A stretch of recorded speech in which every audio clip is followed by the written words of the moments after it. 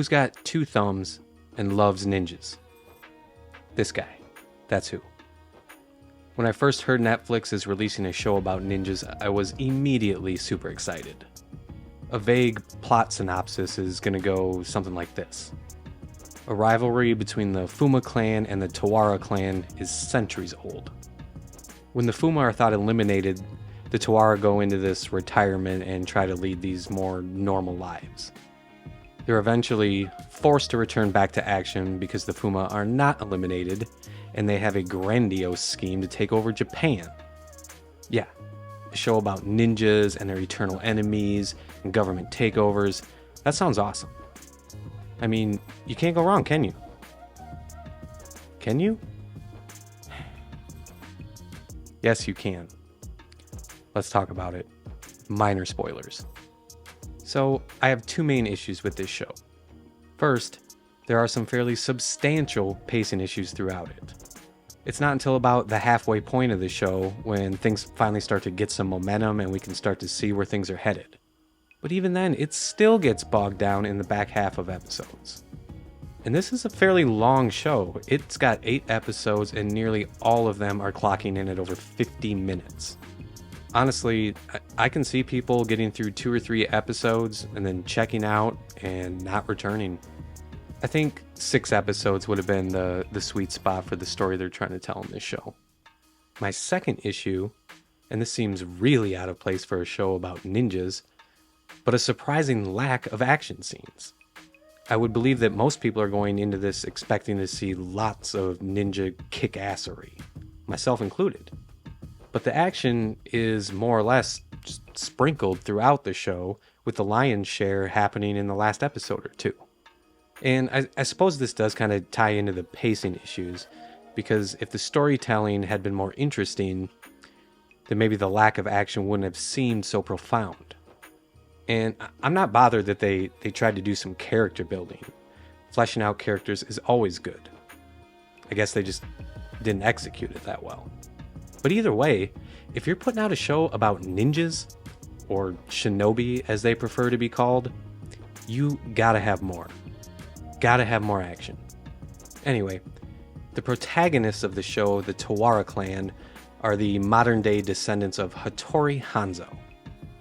Nice. Now what's interesting about this is the Tawara clan is literally just the 6 or so members of that immediate family. While the other clan, the Fuma, they recruit and train their members and they number in the thousands. Those numbers are super lopsided. So I think that goes to show just how skilled the Tawara clan really is. One of the older sons in the family, Haru, who's arguably the main character of the show, he's kind of like Ninja Batman. In fact, wasn't Batman trained by ninjas? He was in the Chris Nolan movies for sure. Anyway, Haru does not kill people. He refuses to do so.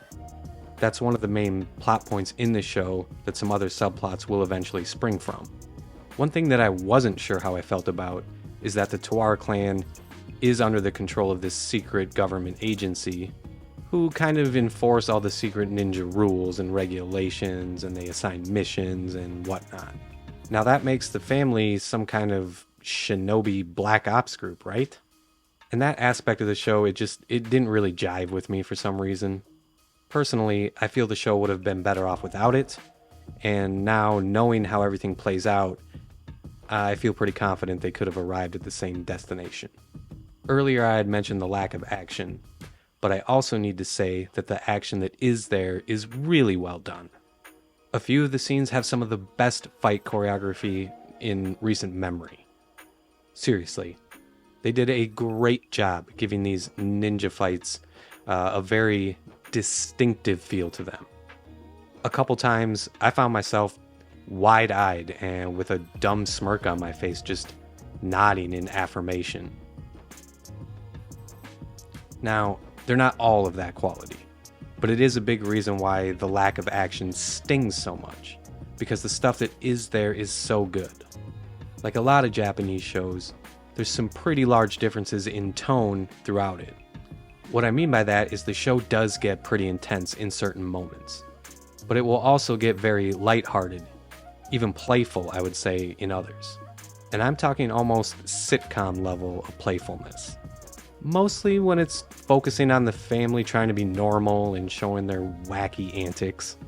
And the music and instrumentals only accentuate these big shifts in tone. You're gonna go from hearing an epic orchestral number to hearing some plucky 70s pop song. Now, I really like that kind of style, but your mileage may vary.